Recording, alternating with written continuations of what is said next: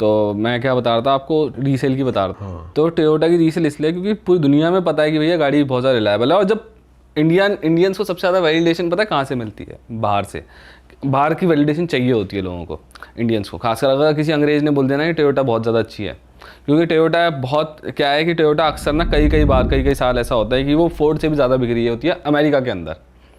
Trump को ये वाली बातें बुरी भी लगती हैं बहुत ज़्यादा कि हमारे ब्रांड से बिक रहे, बाहर के जापानी ब्रांड आके ज़्यादा बिक रहे। ये वाली चीज़ होती है, इसकी वजह से ना वो उतना पसंद नहीं करते। वो क्या नाम है, इसकी वजह से इंडियंस को ये वह है भी बात, लेकिन एक वैलिडिटी मिली है कि भैया ये गाड़ी रिलायबल है। और सेम चीज़ फिर की हिंडा किया के साथ भी है।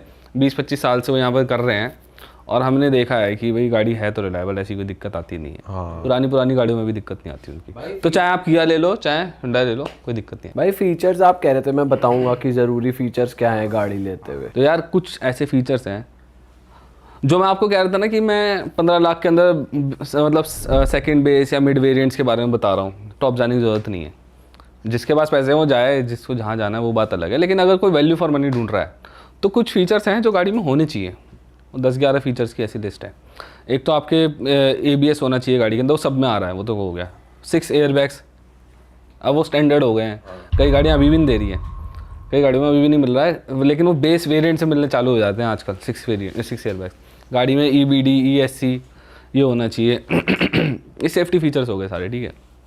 फिर अगर आप बात करो सनरूफ को, मैंने इस लिस्ट से हटा रखा है, मेरे को नहीं लगता सनरूफ की ज़रूरत है, क्योंकि वो एसेंशियल फीचर नहीं है। और ऐसा भी फीचर नहीं है जैसे वो होता है ना कि भाई मज़ा आता है। वो आपको मज़ा कहाँ, इंडिया की धूल भरी उसके अंदर कभी धूप बहुत ज़्यादा हो रही है, बारिश के मौसम में जब बारिश खत्म हो गई तब, या पहाड़ों पे कहीं चले गए, उसमें भी ये है कि बारिश, कई रील्स ऐसी आती है कि बारिश ज़्यादा हो जाती है तो पर लीक हो जाता है। सनरूफ के अंदर वो नहीं होता है, क्या नाम है कि वाटर प्रूफ नहीं होती है। पानी अंदर हमेशा जाता है, सनरूफ के साइड में से जाता है, लेकिन वहाँ चैनल्स बने होते हैं, चैनल से नीचे जाना होता है।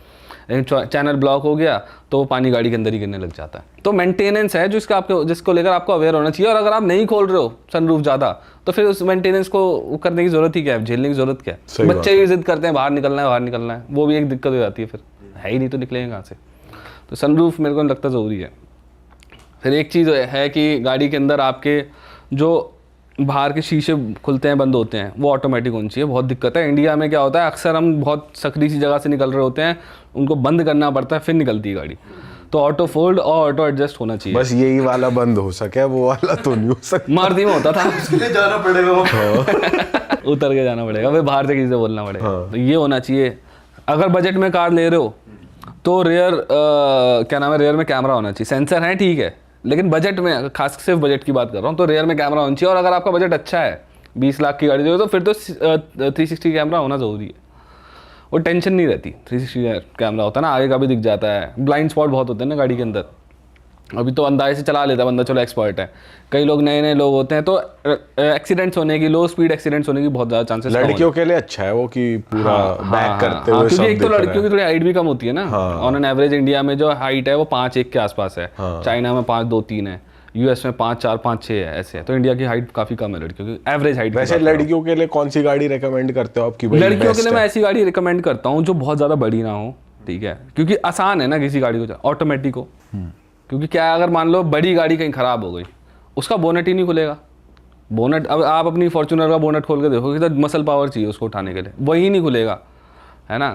तो बहुत सारी चीज़ें हैं जिसके लिए गाड़ी हल्की ही होनी चाहिए, खास अगर लड़की ले रही है तो। गियर में कंफ्यूज आती है ना थोड़ा, लड़कियां सही कह रहे हैं, ऑटोमेटिक। हाँ, मतलब लेनी तो कुछ भी ले लो वैसे, अगर आप एक्सपर्ट हो तो ऐसे तो कुछ भी ले लो, लेकिन अगर आप नए ड्राइवर हो खासकर, तो फिर आप हल्की गाड़ी लो, छोटी गाड़ी लो। मैं ऐसे रिकमेंड करता हूँ, जैसे अगर आपका बजट 10 लाख से अंदर है, 8 लाख के अंदर है मान लो, तो आप इग्निस ले लो, अच्छी कार है।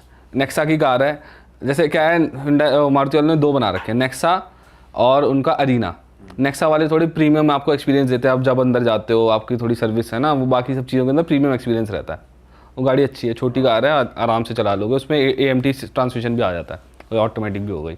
काइलैक भी ले सकते हैं, थोड़ी बड़ी गाड़ी में जाना है तो अब रेजा ने जो बताया वो भी ले सकते हैं। वो बाकी गाड़ियों में तो कोई भी ऑटोमेटिक ले लो, वो ले लो। फिर अगर C सेगमेंट में जाना है, ये जो क्रेटा वगैरह ये भी ले सकते हैं, इनमें कोई दिक्कत नहीं है। D सेगमेंट में भी जैसे जीप वगैरह की गाड़ियाँ आती है ना, वो भी ले सकते हो। लेकिन जैसे फॉर्च्यूनर टाइप की कार है, वो नहीं चल पाई। वो दिक्कत आती है उसमें। लेकिन लड़कियां ले रही हैं वो बात अलग है, जिनको एक्सपीरियंस हो वो ले रही हैं।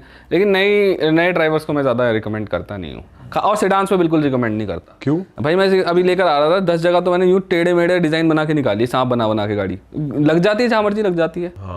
मेरी गाड़ी तो जहाँ मर्जी लग जाती है, वो जो सेल्टोस वगैरह वो कम लगती है। दूसरी बात, सेडान का ना थोड़ा सा है, सेडान के साथ लगने का डर ज़्यादा है। कभी कभार तो ऐसा पता ही नहीं चलता, सामने कोई पत्थर आ गया, नीचे बैठो तो वो है। फिर रिवर्स करने में, खासकर रिवर्स करने में क्या है कि एक अलग से आपकी आई साइड के अलग भी एक चीज़ है पीछे।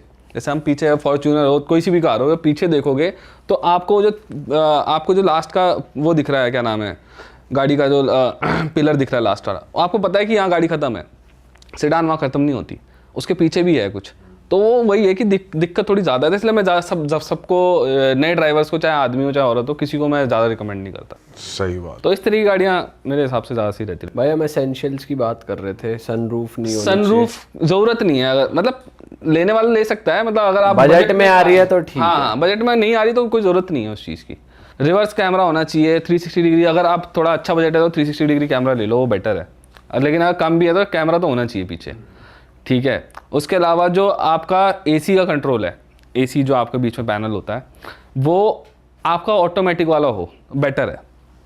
क्योंकि क्या होता है कि जब वो वाला होता है ना, पुरानी पहले गाड़ियों में आता था मैनुअल एसी, उसमें आप टेम्परेचर कंट्रोल नहीं कर सकते हो।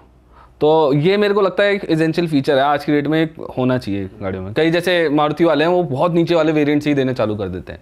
कई ब्रांड्स हैं जो मिड वेरिएंट के ऊपर जाके देते हैं। तो ये आपको देखना पड़ेगा कौन दे रहा है कौन नहीं दे रहा, वो सही रहता। क्लाइमेट कंट्रोल एसी, जैसे हमारे घर के एसी होते हैं ना, टेम्परेचर कंट्रोल कर लेते हैं अपना आप, वो होना चाहिए।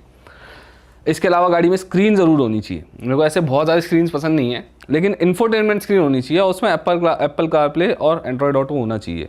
क्यों? नेविगेशन आसान है। क्या होता है कि अगर आप बहुत बजट में भी गाड़ी देख रहे हो और आपने स्क्रीन वगैरह नहीं ली है, तो अब आप अपने फ़ोन को लगाते फिरोगे, सेफ्टी हैज़ार्ड है एक्चुअली। फिर आप उसमें ढूंढोगे कि क्या नाम है, इस जगह पे जाना है, फ़ोन उठाओगे, फ़ोन में छोटी स्क्रीन होती है, लिखना मुश्किल है, सब कुछ मुश्किल है।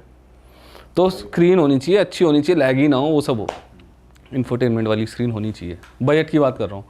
म्यूज़िक सिस्टम होना ही चाहिए, मेरे को लगता है वो हर गाड़ी में होना चाहिए। म्यूजिक सिस्टम कौन सा बढ़िया रहता है? म्यूज़िक सिस्टम सब ब्रांड्स की ना अलग अलग ब्रांड्स के साथ कोलैबोरेशन होती है। कुछ तो अनब्रांडेड होते हैं, जो फिर ये क्या होता है, ऑब्वियसली कार ब्रांड्स नहीं बनाते स्पीकर वगैरह। कार ब्रांड्स बहुत कम चीज़ें बनाते हैं एक्चुअली अपनी गाड़ी के अंदर, ग्लास तक, मिरर तक नहीं बनाते अपने। वो बहुत सारी कंपनी, मिंडा वगैरह हैं, वो बनाती हैं उनके। ऐसे म्यूज़िक सिस्टम का ऐसे नहीं कह सकते कि कौन सा बढ़िया है कौन सा नहीं है। लेकिन हर्मन कार्डन एक ऐसा ब्रांड है जिसका बड़ा नाम है म्यूज़िक सिस्टम में। JBL भी अच्छा बना रहा है।